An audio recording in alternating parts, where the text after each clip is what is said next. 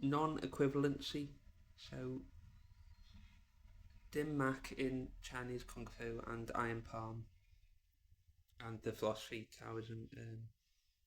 There are things that don't seem to have any counterparts outside of that location. So in the West, it would be jousting with a HEMA lance or tournament lance, however you pronounce it.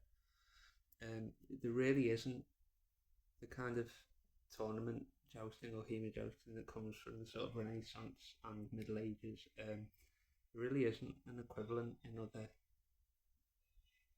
locations uh,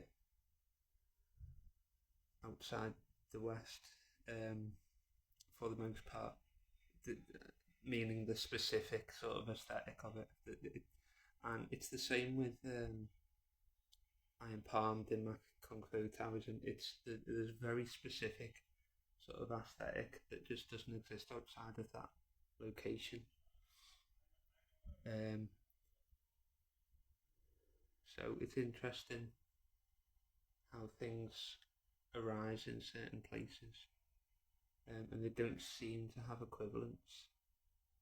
Um, there are lots more examples. I can't think of that. There is one more example: the Western style fencing with the sort of parry riposte or thrust riposte, the straight stab work with the parries. That sort of parry riposte system is kind of what Iron Palm or Dim Mak pressure points are to Chinese Kung Fu.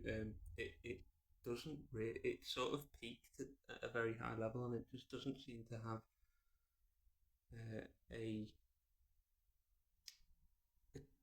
equivalent in other nations. It seems to be exclusive to the West, the sort of parry riposte system in the way that the Kung Fu has unarmed specialities.